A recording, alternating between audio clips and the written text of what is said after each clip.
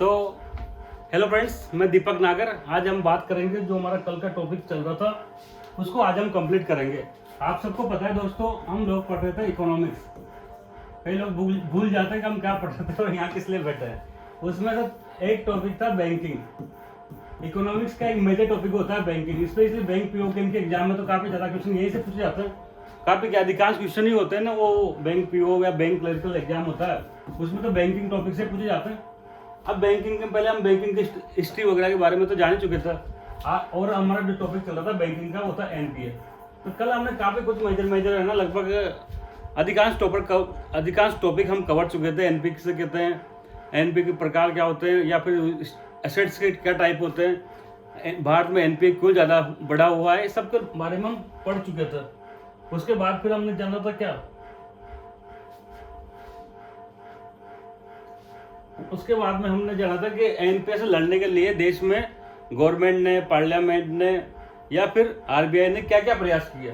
तो काफी ज्यादा प्रयास तो हम पढ़ चुके थे। लगभग अब आखिरी बच रहा है, क्या लास्ट टॉपिक बच रहा है। कल हमने पढ़ा था, आप लोगों को याद होगा तो, ये insolvency and bankruptcy code, IBC के बारे में कल हम जान चुके थे। अब जो आज का लेटेस्ट रिफॉर्म है और सबसे इंपॉर्टेंट यही है। मैंने फिर बताया था कि इकोनॉमिक्स जो सब्जेक्ट का नेचर होता है वो करंट बेस्ड होता है। अगर आपसे कोई पूछे एनपीए से लड़ने के लिए गवर्नमेंट ने क्या प्रयास किया, और आप है ना 90 में क्या किया, 80 में क्या किया, 2000 में क्या किया, ये लिख के आते हो तो कोई नंबर नहीं देंगे, कम देंगे, बहुत ही मामूली से नंबर। लेकिन आपको लेटेस्ट में दो सबसे बड़े सुधार किए थे मोदी गवर्नमेंट ने।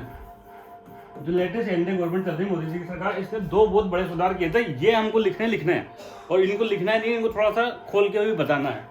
एक तो था इंसॉल्वेंसी एंड बैंक्रप्सी कोड 2016, और दूसरा क्या था, बेड बैंक, जो कब बना, 2022 में अस्तित्व में आया था।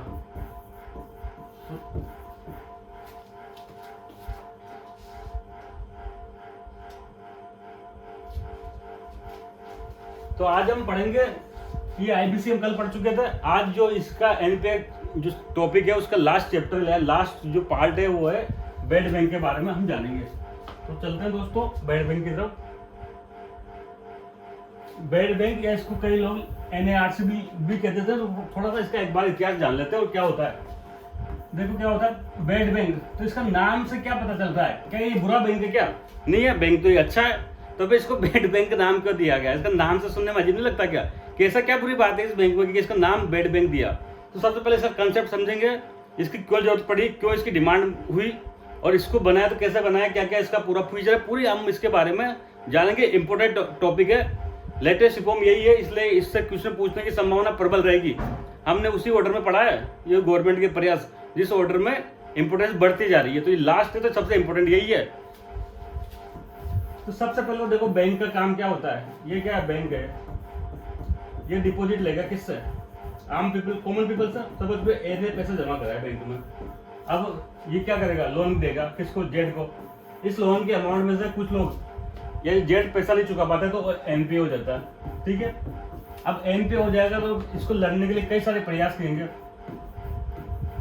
लड़ने के लिए क्या करेंगे, प्रयास करेंगे। गवर्नमेंट ने कई सारे किए, कुछ कानून बनाए, कुछ रूल बनाए, कुछ प्रोसेस में सुधार किया, कई सारे सुधार किए, हम देखा था कल।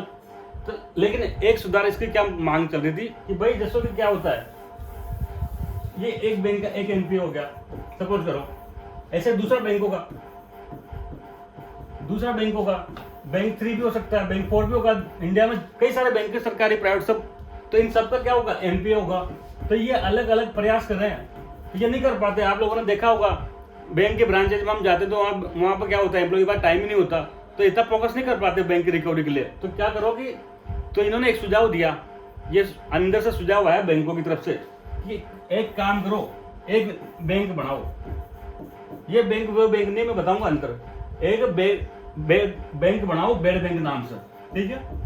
इसमें क्या करो, जितने भी बैंक के एनपीए हैं, जैसे इसका एनपीए है तो इसको भी ट्रांसफर कर दो, इसको भी कर दो, इसको भी कर दो, इसको भी कर दो। अब ये रिकवरी करेगा।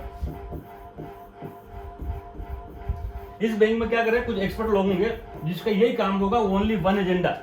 इस बेड बैंक का क्या काम होगा, एक ही काम होगा, क्या करना, रिकवरी करना, ठीक है दोस्तों। यहां तक तो समझे आप बेसिकली बेड बैंक का कंसेप्ट, कि भाई हर बैंक का क्या है, एनपीए है। दुनिया में कोई ऐसा बैंक नहीं है जिसका कोई एनपीए नहीं है। तो सब बैंकों का एनपीए अलग अलग प्रयास करेंगे तो बात बैठ नहीं पाएगी। तो क्या करो, जितना भी बैंक है ना, जिनके भी सारा एनपीए वो सब एक बैंक में शिफ्ट कर दो, इस बेड बैंक नाम से, ठीक है। इस बैंक में का फिर एक क्या काम होगा, रिकवरी करेगा, जो पैसा वसूलेगा पैसा वापस इनको जितना जितना रिकवर कर पाएगा लौटा पाएगा, कुछ अपना प्रॉफिट काटेगा। तो ये बेड बैंक की एक मोटा मोटी खाका बना दिया हमने। फिर इससे में जाएंगे तो दोस्तों, भारत में बेड बैंक की कोई बात आज से नहीं हो रही, जैसे जैसे एनपीए बढ़ता जाता है ना तो इसकी मांग होती रहती थी। आप लोगों ने देखा होगा लगभग 2016-17 के आसपास बहुत ज्यादा बेड बैंक था। तो इसी टाइम इकोनॉमिक सर्वे आया था भारत सरकार का, आप लोगों को पता होता है, ईयरली डॉक्यूमेंट होता है, इसमें कंसेप्चुअल बातें देते हैं। तो इस इकोनॉमिक सर्वे ने भी कंसेप्ट दिया था क्या, कि देश में एक बेड बैंक होना चाहिए। हालांकि बेड बैंक के नाम से नहीं होगा, तो ये चलता रहा। फिर गवर्नमेंट ने इसमें क्या किया, सिंसियरली प्रयास किया। वो 2000 बजट जो 2021-22 में आया था ना, इस बजट में घोषणा करी कि हम क्या करेंगे, हम बेड बैंक नाम तो नहीं लिया इसमें, हम क्या करेंगे कि जो लोन का एनपीए का निपटारा करने के लिए एक असेट रिकंस्ट्रक्शन कंपनी और एक असेट मैनेजमेंट कंपनी बनाएंगे। बेसिकली ये है ना, कान इधर से नहीं पकड़ के इधर से पकड़ने वाली बात है। बेड बैंक नहीं का सुनने में अच्छा नहीं लगता, बेड बैंक कुछ बुरा शब्द लगता है। तो हम क्या करेंगे, एक एआरसी एएमसी बनाएंगे, असेट रिकंस्ट्रक्शन कंपनी और असेट मैनेजमेंट कंपनी बनाएंगे। तो असेट रिकंस्ट्रक्शन कंपनी का हम पढ़ लिए थे, कहाँ पढ़े थे, सरपाइसी एक्ट में 2002 में आरबीआई लाइसेंस देता था इनको। ये क्या काम करते थे, कबाड़ी का काम करती थी, बैंकों से सस्ते दाम पे क्या करती थी, एनपीए खरीद लेती थी और उसको भी क्या करती थी, बेचती थी बाजार में। तो ये तो काम बेड बैंक करेगा। तो बेड बैंक में क्या होगा दोस्तों, बेड बैंक नहीं है जो पैसा जमा करेगा लोन देगा, ये नाम इसका बेड बैंक है, लेकिन ये बेसिकली एक असेट रिकंस्ट्रक्शन कंपनी है, एआरसी है, और साथ में एएमसी भी है। एआरसी तो क्या करती है, लोन को रिकंस्ट्रक्शन करती है, और एएमसी क्या करती है, जो लोन आ जाता है उसको है ना मैनेजमेंट करती है। तो डुअल मॉडल अपनाया जाएगा बेड बैंक का। क्या हो जाएगा दोस्तों, डुअल मॉडल अपनाया जाएगा। तो बेड बैंक बेसिकली कोई बैंक नहीं है जहां पर आप और मैं पैसे जाके जमा कर दिए और लोन ले लिया, नहीं। बेड बैंक बेसिकली एक एआरसी है, असेट रिकंस्ट्रक्शन कंपनी, एक ठेके पे है, क्या करते हैं, एक ठेकेदार टाइप है, जो क्या करेगी, बैंकों से लोन खरीद लेगी, फिर उसको बाजार में बेच के पैसा कमाएगी और इनको कुछ पैसा देगी। अब इसकी प्रोसेस क्या होगी, ये सुनो बात। और गवर्नमेंट का इसका क्या रोल में, ये तो जब एआरसी एएमसी बनना ही था तो ये तो आरबीआई बना देता या बैंक मिलकर आपस में बना लेता। तो ऐसा क्या आपदा पड़ेगी, गवर्नमेंट को बजट में घोषणा करनी पड़ी। दोस्तों गवर्नमेंट बजट में घोषणा कर रही है, इसका मतलब है कि वो बजट से पैसा दे रही है उसको। बजट में अनाउंसमेंट का ही मतलब होता है कि उसको कोई पैसा दे रही है सरकार। तो सरकार का क्या इंटरेस्ट है इसमें, सब कुछ बातें हम जानेंगे। तो गवर्नमेंट इसमें देखो क्या होता है, ये बैंक 1 था, 2 था, 3 था, 4 था, 4 बैंक थे। इन चारों पे क्या थे, अपने अपने एनपीए थे, ठीक है, एनपीए थे। अभी हम एक के एग्जाम्पल से समझेंगे। सपोज करो इसका 100 रुपए का एनपीए था, तो अब गवर्नमेंट क्यों आई यहाँ जरूरत में, चाहते तो ये बैंक मिलके आपस में क्या करते, एक एआरसी बना लेते, उसको बेच देते, लेकिन गवर्नमेंट की कोई जरूरत पड़ी है, हम देखेंगे। तो गवर्नमेंट ने क्या कहा कि हम क्या करेंगे, एक बेड बैंक बनाएंगे। हालांकि उसको बेड बैंक नाम नहीं दिया इन्होंने, उनका नाम दिया गया national asset reconstruction company limited, NARCL। Bed bank का क्या नाम है, बेसिकली बेड बैंक का नाम बेड बैंक नहीं है, NARCL नाम से। ये एक ARC है, असेट रिकंस्ट्रक्शन कंपनी है। ये क्या करेगी, इनसे खरीद लेगी, ठीक है। सपोज करो यहां तक होगा कोई दिक्कत। अब ये 100 रुपए का एनपीए है इसका, तो मैंने कल भी बताया था कि 100 रुपए में तो खरीदेगा नहीं, इतना तो उसका टोटली वैल्यू नहीं होगी। मान लो एनपीए खरीद लेगा, उसका मतलब एक संपत्ति खरीद लेगा, उसको बेचेगा, तो 100 रुपए तो आने नहीं है, तो कुछ है ना डिस्काउंट पे ये खरीदेगा। क्या करेगा, सपोज करो 60 रुपए में एग्री हो गया, ठीक है, कि भाई आप मुझे 60 रुपए में बेच दो, ये जो आपका एनपीए है 100 रुपए का, 60 रुपए मुझे बेच दो। 40 रुपए क्या हो जाएगा, बैंक का हेयर कट हो जाएगा, लॉस हो जाएगा, ठीक है। अब ये क्या करेगा, ये 60 रुपए सपोज करो इसने खरीद लिया, लेकिन इसके पास तो अभी 0 रुपये है, कोई पैसा थोड़े है इसके पास में भी। ये तो इसको बेचेगा तभी तो 60 रुपए इसके पास आएंगे, 60 से ज्यादा आएंगे तो इसका प्रॉफिट होगा। हो सकता है 60 से कम भी आए। तो ये क्या करता है बेड बैंक, जो 60 रुपए का है ना दोस्तों, 15% तो नगद दे देगा हाथों हाथ, 50% कैश देगा, ठीक है। ₹60 का 50% तो क्या करेगा ये, कैश में दे देगा इसको, तो 15% कितना हो गया, ₹9 हो गया। 60 का 50% यही हुआ ना, 10 का ₹1.5, इससे का ₹9, तो ₹9 कैश में दे देगा। बाकी 85% के लिए एक कागज का टुकड़ा देगा, जिसको क्या कहेंगे, SR कहेंगे, क्या कहेंगे, सिक्योरिटी रिसिप्ट कहेंगे। अभी मैं जटिल नहीं कर रहा, इससे जटिल चीज है ये जो मैं पढ़ा रहा हूँ उससे। अभी मैं चीज को आसान करके आपको एक बार दिमाग में बिठाने कर रहा हूँ, फिर हम क्या करेंगे, इसको जटिलता में भी पढ़ेंगे। शुरुआत में एक बार आपको थीम पकड़ में आ गई, करना क्या चाहता है बेड बैंक, तब फिर आपको चीज समझ जाओगे, फिर दिक्कत नहीं आएगी। एक बार कोई भी टॉपिक का जो मेरा पढ़ाने का सिस्टम में रहता है, जब भी हम टॉपिक को पढ़े तो एक बार उसका बेसिक सा पढ़ ले, एक थीम बेस्ड आप उसको पकड़ लो। हर चीज डेटा फैक्ट, पहली बार हम पढ़े हर चीज डेटा फैक्ट, इसमें जटिलता पैदा नहीं कर रहा। अभी बजट पढ़े तो एक बार बजट का बेसिक पढ़ लो, उसमें डेटा वगैरह कोई जरूरत नहीं है। एक बार आप उसको समझ गए तब फिर आप खुद ही डेटा को याद कर सकते हो, फिर क्या दिक्कत है। इसलिए बेसिक पढ़ा रहे हैं, ये जो मैं पढ़ा रहा हूँ इससे ये जटिल है चीज, पर ये जटिलता फिर हम आगे के स्टेप में बढ़ेंगे। तो क्या किया, दोबारा शुरू करो। सरकार का उद्देश्य क्या था कि जितने भी बैंक हैं इन सबका एनपीए क्या करो, एक बैंक में ट्रांसफर कर दो, ताकि ये बैंकों को इससे जो इनके पास एनपीए जमा हो रखे हैं ना, उससे झंझट मिलेगी, इनकी बैलेंस शीट क्लीन हो जाएगी। तो ये डिमांड उठी कि भाई एक बेड बैंक बनाया जाए। तो सरकार ने बजट में घोषणा कर दी कि बेड बैंक बनाया जाएगा। लेकिन बेड बैंक को बेड बैंक नहीं कहा सरकार ने, क्योंकि बेड शब्द अच्छा नहीं लगता सुनने में भी। वो क्या कहा, इसको कहा गया national asset reconstruction company limited, NARCL। तो भारत में बेड बैंक का क्या नाम है दोस्तों, तो बेड बैंक का नाम है NARCL। ये NARCL बना दिया। ये बेसिकली क्या है, ये बैंक, फिर मैं बता दूं, ये बेड बैंक नहीं है। बैंक क्या होता है, मैंने 1000 बार बता दिया, बैंक होता है जो डिपॉजिट लेके लोन देता है। ये ऐसा काम नहीं करेगा, ये तो क्या करेगा, ये एनपीए का निपटारा करेगा। ये बेसिकली एक एसेट रिकंस्ट्रक्शन कंपनी है। कल जब हम पढ़ रहे थे रिफॉर्म में क्या क्या प्रयास कर रहे हैं एनपीए को कंट्रोल करने के लिए, तो हमने ARC पढ़ी थी, सरपाइसी एक्ट के तहत इसकी स्थापना होती है 2002 में, जो एक्ट बना था उसके तहत। और RBI से लाइसेंस लेना पड़ता है। ये क्या करता है, कबाड़ी का काम करता है। ये कबाड़ी के रूप में इनसे एनपीए खरीद के बेच देते हैं और बीच का मार्जिन अपने पास रखता है। तो ऐसे ये बेड बैंक बेसिकली ARC है, एसेट रिकंस्ट्रक्शन कंपनी है। और ये बेड बैंक क्या करेगा, इनसे खरीद लेगा। अब जितना लोन है उतना दो खरीदेगा नहीं, इसका मुनाफा वगैरह कहाँ शामिल होगा। और फिर जाहिर सी बात है, 100 रुपये का लोन था तो 100 रुपये की तो अब डूब रहा है, मतलब उसके पास पैसा नहीं था तो डूब रहा है, तो 100 रुपये तो रिकवर नहीं हो पाएंगे हमेशा, उससे कम ही होते हैं। तो ये पहले दोनों है ना आपस में डील करेंगे, ये बैंक। अब बैंक प्राइवेट भी हो सकता है, सरकारी भी हो सकता है। तो ये दोनों क्या करेंगे, आपस में डील करेंगे। ये बैंक आएगा, इसके बाद मेरे पास 100 रुपये का एनपीए है, तू लेगा क्या, कि खरीद लूंगा, कितने रुपए देगा, कि 60 रुपये दूंगा, ठीक है। इसमें एक और हो सकता है, जैसा इसमें बेड बैंक का 60 का, ये बाजार में भी जाएगा। बाजारों में मैंने बताया था खूब सारी ARC है, उससे पूछेगा कि भाई देखो बेड बैंक 60 रुपये देने को तैयार है, तुम जरा दो तो तुमको दे दूं। तो ये नहीं मना, समझ रहा, इन्होंने मना कर दिया, तब फिर वो बेड बैंक के पास आएगा। मतलब बेड बैंक की बोली जो लग रही है ना, वो एक तरह से बेस का काम करेगी। इससे ज्यादा कोई और लेना चाहता तो ले सकता है, उससे कोई आपत्ति नहीं है। तो ये बेड बैंक ने क्या किया, 60 रुपये में खरीद लिया। तो नहीं कि भाई इधर ये एनपीए तेरे अकाउंट में ट्रांसफर किया और 60 रुपये मेरे खाते में, नहीं, केवल उस जो अमाउंट एग्री की गई है उसका 15% 15% रुपये कैश देना सेम डे। तो 15% कितना हो गया, 60 रुपये का 9 रुपये हो गया। तो ये 9 रुपये उसी टाइम दे दिया।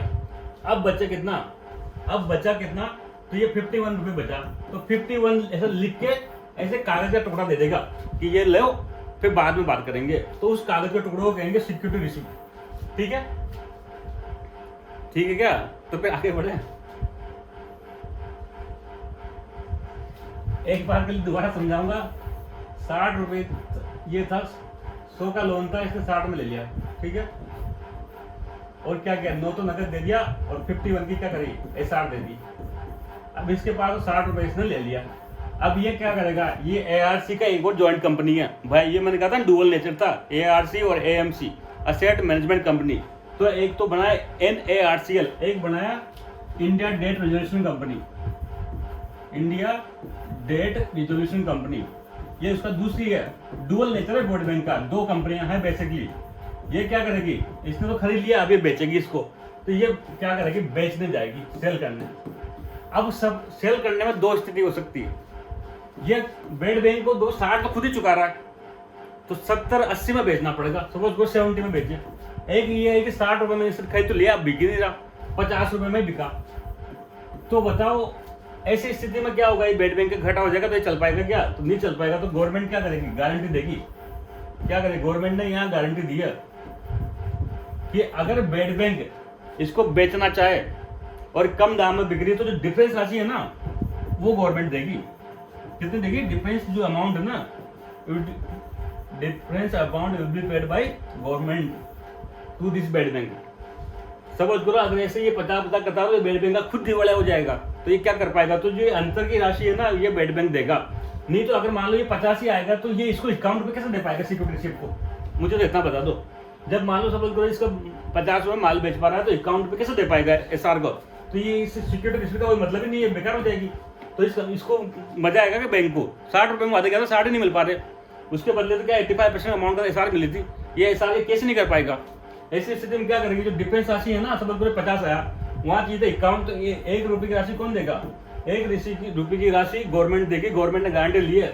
ऐसे कुल मिला के लगभग 30,000 करोड़ रुपए की गारंटी दी है गवर्नमेंट ने। कितने की गारंटी दी है? 30,000 रुपए की करोड़ की गारंटी दे रही है। मतलब अगर 30,000 करोड़ रुपए तक का तो हम नुकसान की भरपाई कर देंगे, उसके बाद तो तुम जानो। लेकिन हम क्या कर सकते हैं? गवर्नमेंट अपनी तरफ से 30,000 करोड़ रुपए तक की गारंटी दे सकते हैं। और इसमें जो बेड बैंक का एक और का प्रारंभ में हम क्या करेंगे? केवल वो अकाउंट खरीदेंगे जिनकी वैल्यू कितनी है? 500 करोड़ से अधिक है। मैंने बताया था जितने भी लोन है ना एनपीए ज्यादातर कौन से हैं? बड़े अकाउंट वाले हैं जिनकी वैल्यू ज्यादा है। तो इससे पहले क्या हम छोटे अकाउंट को बाद में ध्यान देंगे, सबसे पहले बड़े अकाउंट जिनकी वैल्यू मोर देन 500 करोड़ है उनको देंगे।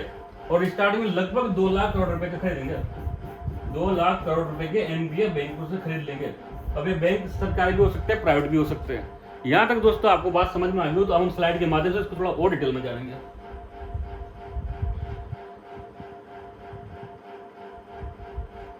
बेड बैंक की स्थापना कब की गई? सबसे पहले 2021-22 की मैंने बताया था, बजट में अनाउंसमेंट की गई। बजट में क्या था? फिर बाकी की बात, बजट में कहा कि देश में एक ARC AMC का गठन होगा, asset recurring company and asset management company गठित होगी। ठीक है, यहाँ तो कोई दिक्कत नहीं। ARC AMC मॉडल अपनाया जाएगा, डुअल मॉडल होगा उसका बेड बैंक का। बेसिकली बेड बैंक नहीं कहना चाहिए इसको, NARCL कहना चाहिए। NARCL मेजर कंपनी है दोनों में से, और इसी को क्या कहते हैं? National asset recurring company limited. आपसे पूछे कि बेड बैंक क्या है, तो NARCL इंडिया में बेड बैंक है। ये NARCL national asset recurring company limited, यही क्या है भारत में? यही बेड बैंक है। तो ये तो बजट में घोषणा कर दी। फिर क्या किया? इसका धीरे धीरे बढ़ता रहा प्रयास। तो थोड़ा सा जानेंगे बैकग्राउंड। इंडिया में क्या बैंकिंग सेक्टर क्या था? बैंकिंग सेक्टर में एनपीए क्राइसिस थी और कोविड ने और बढ़ा दी। तो क्या करो? लड़ने के लिए एक ही तरीका है, सॉल्यूशन क्या बताया? बेड बैंक लेके आओ। क्या दूसरे देशों में भी रहा गई है? तो कई देशों में दोस्तों वहां की सरकारों ने बेड बैंक की स्थापना करी है और ये प्रयास काफी सफल रहा। तो इंडिया में भी लोगों ने मांग करी कि भाई जब और देशों में बेड बैंक का कंसेप्ट सफल रहा तो इंडिया में क्यों नहीं अपनाया जा सकता इसको?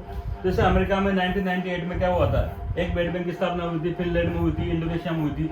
ये सब क्या रहे? ये सब क्या रहे? सफल रहे।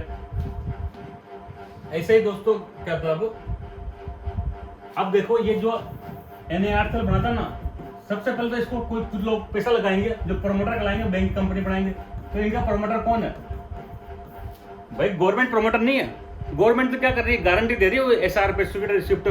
प्रमोटर कौन है? प्रमोटर खुद बैंक है। दोनों तरह के बैंक है, एक तो पब्लिक सेक्टर सरकारी बैंक और एक कौन सा? एक प्राइवेट बैंक। तो जो इस प्रमोटर में ना 51% किसके हैं? सरकारी बैंकों का पैसा लग रहा है और 49% गवर्नमेंट का, उसका प्राइवेट बैंकों का लग रहा है। ऐसे दूसरी थी वो इंडिया डेट IDRCL। इसमें उल्टा है दोस्तों, इसमें क्या PSB का 49% है और क्या प्राइवेट का 51% है। तो यहाँ IDRCL में प्राइवेट सेक्टर बैंक की मेजोरिटी है, जबकि NARCL में पब्लिक सेक्टर बैंक की मेजोरिटी है। और जो मुख्य बेड बैंक क्या कहलाएगा? यही कहलाएगा। गवर्नमेंट नहीं है प्रमोटर, गवर्नमेंट कंपनी का कोई रोल नहीं है, गवर्नमेंट का इसमें 1% भी शेयर होल्डिंग नहीं है। गवर्नमेंट तो केवल क्या कर रही है? केवल गारंटी प्रदान कर रही है और सिक्योरिटी रिसिप्ट पर। ठीक है, तो यहाँ तक इसके प्रमोटर कौन है? इंडियन बैंक एसोसिएशन बैंकों की तरफ से है। 51% तो कौन है? PSB है। 49% कौन है? प्राइवेट सेक्टर बैंक है।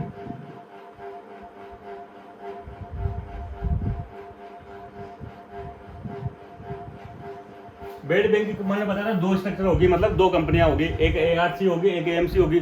सबसे पहले NARCL होगी, ये हमने पढ़ चुका, आप रिपीट कर रहे हैं, national asset recurring company limited. Basically 2 में से जो मेजर कंपनी है ना यही है। ये तो इसकी सब्सिडी उसके नीचे है, इसलिए जो अगर बेड बैंक कोई पूछे कौन सा है तो NARCL ये क्या करेगी? बेड असेट जितने भी है ना NPA उनको खरीद लेगी, एक्वायर कर लेगी। फिर क्या करेगी? इसका हेड कौन है? पदम कुमार नायर, PK नायर। फिर ये क्या करेगी? ये जो एनपीए इसने एक्वायर किया है वो इस दूसरी कंपनी में सेट कर देगी, जिसका नाम है IDRCL, India debt resolution company limited. IDRCL को आ जाएगा, इट विल मैनेज। भाई जो एसेट को एक्वायर कर लिया, अब इनको क्या करेगी, मैनेज करेगी, सेल करेगी। Raise institution funding through NPA sale करेगी, उसको क्या करेगी, पैसे इकट्ठा करके सेल करेगी। यहाँ तो कोई दिक्कत नहीं है। प्रारंभ में कितने करोड़ रुपए का लोन ये एक्वायर करेगा, तो मोर देन 500 करोड़ की जो अकाउंट है ना उनको एक्वायर करेगा, लगभग 2 लाख करोड़ तक का इसका टारगेट है प्रथम चरण में। अब ये मैंने बताया था NARCL जो इक्विटी वैल्यू का है ना, जितनी भी वैल्यू होगी 100 में से मान लो 60 रुपये समाधि बनी तो 60 रुपये नगद नहीं देगी, 15% कैश देगी, 85% सिक्योरिटी रिसिप्ट देगी। 50% कैश देगी, 85% कौन देगा, 85% की SR सिक्योरिटी रिसिप्ट देगी, कागज का टोटल लिख के दे देगी। अब गवर्नमेंट क्या करेगी, इन SR पर गारंटी देगी। मान लो अगर पैसा नहीं आ पाता है तो कौन देगी, गवर्नमेंट देगी सेल होने पर। मान लो सेल कर दिया वो, लेकिन 60 रुपये से कम आए थे वैल्यू, मैंने बताया 51, तो वहाँ तो 50, वहाँ ज़्यादा देना था, यहाँ कम आ रहे हैं। तो ऐसी स्थिति में ये क्या करेगा, गवर्नमेंट बीच का जो अमाउंट है वो चुकाएगी। कितना अमाउंट है, लगभग 30,600 करोड़ तक गारंटी देगी, इसके बाद नहीं देगी। ये तो नहीं भी अनलिमिटेड यही काम बचा है गवर्नमेंट के पास में। एक अपर लिमिट बांध दी कि भाई हम इससे ज़्यादा खर्चा नहीं करेंगे। बेड बैंक के लाभ, तो लाभ में तो आप सब लोगों को पता है कि लाभ ही लाभ है। क्या लाभ है कि क्या होगा, बैंक फ्री हो जाएंगे, बैंक की बैलेंस शीट क्या हो जाएगी, क्लीन हो जाएगी। देखो बैंक का क्या है, एनपीए जमा है तो बैंक क्या हो रहते हैं, स्ट्रेस में रहते हैं। लेकिन एक बार अगर इसने इसको क्या किया, बेड बैंक को शिफ्ट कर दिया, और बेड बैंक को शिफ्ट होने से क्या होगा, बैंक की बैलेंस शीट क्लीन हो जाएगी। दूसरा, अब तक ये बैंक तनाव में था कि मेरा एनपीए इतना है तो नया लैंडिंग से बच रहा था, तो वापस से क्या करेगा, न्यू लैंडिंग प्रारंभ कर पाएगा, न्यू लैंडिंग स्टार्ट कर पाएगा। इससे देश में क्या होगा, इकोनॉमिक ग्रोथ आएगी, नए नए लोगों को लोन मिलेगा, तो क्या होगा, वापस से जीडीपी ग्रोथ रेट बढ़ जाएगी। ये दो मुख्य इसके प्रॉफिट हो सकते हैं। नुकसान क्या है इसका, नेगेटिव क्या है, ये ज्यादा इंपॉर्टेंट है। पॉजिटिव में कोई बड़ी बात नहीं, पॉजिटिव भी देश में एनपीए की समस्या खत्म हो जाएगी, ये हो जाएगा वो हो जाएगा, उसमें कोई दिक्कत की बात नहीं है। समस्या क्या है, अब आप तक आप लोगों ने क्या इसकी पूरी एक रोजी पिक्चर देखी है, लेकिन बेड बैंक में हर चीज बुरी नहीं है। अब एक ऐसा नहीं है, सबसे बड़ा बात जो आरोप इसने लगाया था ना, ये रघुराम राजन ने लगाया था बेकर। इन्होंने एक आर्टिकल लिखा था, उसमें ये बेड बैंक की बुराई करी थी। ये हमको समझनी है और यही लिखनी है, ये लिख दी तो नंबर ही नंबर है। आप 20 बातें लिखो, ये मेन बात नहीं लिखी तो कोई भी नंबर नहीं देगा। पहले बात लिख दो, रघुराम राजन के नाम से टिका दो कि रघुराम राजन जी के अनुसार। देखो क्या होता है, बैंक का मुख्य काम क्या होता है, डिपॉजिट होता है। इसका दूसरा काम क्या होता है, लोन होता है, लेंडिंग होता है। ये लोन में तो कुछ अमाउंट एनपीए हो जाएगी। अब सपोज करो बैंक ने ये पैसा क्या कर रहा है, एनपीए क्या कर रहा है, बेड बैंक में ट्रांसफर कर रहा है। तो बताओ, अब ये बैंक के एम्प्लॉय को कोई रुचि रहेगी कि लोन रिकवरी के लिए, कोई रिकवरी का कोई रुचि रहेगी कि नहीं रहेगी। इनको तो क्या होगा, मन मर्जी से लोन दिया जाओ, और जब भी एनपीए हो जाएगा तो क्या होगा, तुरंत बुलाओ बेड बैंक को और उसको बेच दो। तो इस प्रकार से क्या होगा, एक मोरल हैजार्ड पैदा हो जाएगा, नैतिकता का खतरा है। ये जो बैंक में अभी प्रयास करते हैं, इनको एम्प्लॉय को डर लगता है कि यार ये एनपीए हो जाएगा तो कहीं ना कहीं मेरे को नौकरी पे फर्क, शेयर पे फर्क पड़ सकता है। तो ये क्या हो जाएगा, बिल्कुल केयरलेस हो जाएंगे कि अब तो ठीक है ना, बेड बैंक बैठा ही है, हमको क्या करना, एनपीए की चिंता क्यों करनी है। और फिर इससे क्या होगा, एक केयरलेस लैंडिंग भी बढ़ेगी। केयरलेस मतलब जिसको उधार नहीं देना था उसको भी उधार दे देंगे। क्यों दे देंगे कि ठीक है ना, एनपीए हो जाएगा तो वो बेड बैंक बैठा है देखने के लिए। तो हर तरफ से क्या होगा, हर चीज लोन के लिए क्या करेंगे बैंक, और ये क्या करेंगे, इस पर डोल देंगे बेड बैंक के लिए, बेड बैंक बैठा है। तो केयरलेस लैंडिंग बढ़ जाएगी। और क्या होगा, ये लोन रिकवरी का प्रयास नहीं करेंगे, तो इससे क्या होगा, नैतिक जो मोरल हैजार्ड पैदा हो जाएगा इन एम्प्लॉय के लिए। जबकि आप जानते हो दुनिया का कोई भी बिजनेस होता है ना, अगर आप लोन दे रहे हो और रिकवर नहीं कर पाए तो बिजनेस सफल ही नहीं है ना। जो लोन देगा उसी को रिकवर करने के लिए तैयार रहना चाहिए, किसी दूसरे कंधे पे बैठ के बंदूक नहीं चलाई जा सकती। आप बैंक को आप लोन दे रहे हो, लेकिन आप हमें ये नहीं कि हम तो रिकवर नहीं लेंगे। अरे तो लोन देने का धंधा सफल ही नहीं, जब तक रिकवरी करने की आप में क्षमता नहीं है, फिर आप लोन देना बंद कर दो, आप बैंक ही बंद कर दो। अगर कोई आदमी गांव में पैसा उधार तभी बांटता है जब वो रिकवरी करने की क्षमता रखता हो। यूनिक की रिकवरी तीसरे आदमी पर निर्भर करता है। तो ये एक बहुत बड़ा मोरल हैजार्ड पैदा हो जाएगा। ये बैंक क्या, फिर एम्प्लॉय क्या हो जाएंगे, बिल्कुल केयरलेस हो जाएंगे। ऐसे कैसी बात नहीं लिखी, बेड बैंक में क्रिएट है मोरल हैजार्ड, नैतिक खतरा पैदा करेगा। ये किसने कहा था, रघुराम राजन जी ने कहा था, मोरल हैजार्ड क्रिएट कर देगा। It enables bank to continue reckless lending practice without any committed to distribution. इसमें क्या करेगा, बैंक को बढ़ावा मिलेगा कि वो क्या करो, रेकलेस लापरवाही पूर्ण से क्या करो, एनपीए मतलब लैंडिंग करते रहो, और है ना एनपीए को कंट्रोल करने का उनको कोई वो प्रोत्साहन नहीं रहेगा उनके पास में। It enables bank to continue reckless lending practice without any commitment to reduce NPA. ये सबसे मुख्य आलोचना थी, रघुराम राजन जी ने कहा था। फिर दूसरी बात, भाई बेड बैंक है क्या? बेड बैंक है क्या? है तो एक ARC ना, जो ARC तो 2002 में बन गई थी, सरप्राइज एक्ट नहीं बताया था क्या? तो ARC तो खूब सारे थे यहाँ पे, पहले 2002 के बाद कई सारे ARC ने लाइसेंस लिया RBI से। तो फिर जब ये सफल नहीं हो पाएगी, कहाँ से सफल हो पाएगी? तो है ना, इसलिए है ना ये कहना कि ARC की स्थापना करने से सब समस्या खत्म हो जाएगी, मुश्किल है। फिर ये बेड बैंक खरीद भी लेगा तो इसको है ना बेचने में दिक्कत आएगी। NPA ये बेच नहीं पाएगा बाजार में उस रेट पर। बेड बैंक द्वारा NPA के बाहर खरीदना मुश्किल होगा। PSC की गवर्नमेंट रिफॉर्म के बिना अब सब कुछ कर लो तुम, बेड बैंक खोलो सब, जब तक बैंक में सुधार नहीं आएगा, सरकारी बैंकों के बोर्ड में सुधार नहीं आएगा, वहाँ के जो लोन कल्चर में सुधार नहीं आएगा, तब तक वो बेड बैंक की वो NPA की समस्या बढ़ती रहेगी। ये बेड बैंक ने एक लोन निपटाया, तुमने फोन के बाद दिल्ली से फोन आया, वापस नया लोन दे दिया, तो फिर थोड़ा दिन बाद वो NPA हो जाएगा।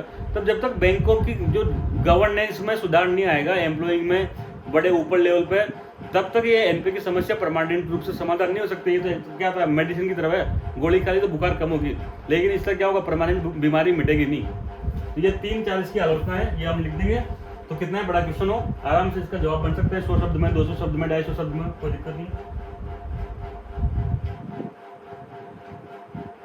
तो दोस्तों आज के लिए इतना ही, यहाँ पे हमारा टॉपिक खत्म हो गया कि उसने क्या क्या प्रयास किए। अब हम जल्दी मिलेंगे और पढ़ेंगे अगला हमारा next topic, balance of payment crisis. बहुत मजेदार टॉपिक है। अभी सब लोग इसी से परेशान है, दुनिया में सब लोग इसी से परेशान है। श्रीलंका दिवालिया हो गया, तो दिवालिया कैसे हो गया? वो दिवालिया तो अपन देसी भाषा में कहते हैं, बेसिकली वहाँ क्या है, BOP क्राइसिस आ रखी है, बैलेंस ऑफ पेमेंट की क्राइसिस है वहाँ पर। ऐसा ही आजकल पाकिस्तान में है, इंडिया में कल्चर है हर चीज़ में पाकिस्तान के बारे में जानने का। तो पाकिस्तान कहीं ना हो गया, दिवालिया हुआ, कंगाल हो गया, तो वहाँ भी बेसिकली यही क्या है, BOP क्राइसिस है। कंगाल दिवालिया सब सही नहीं है, वहाँ क्या basically balance of payment crisis चल रही है, श्रीलंका में भी और पाकिस्तान में भी। तो हम पहले जानेंगे बैलेंस ऑफ पेमेंट क्या होगा और कैसे क्राइसिस आती है, उसको लड़ने के लिए क्या प्रयास करना चाहिए। तो दोस्तों ठीक है, यहाँ तक के लिए थैंक यू, जय हिंद।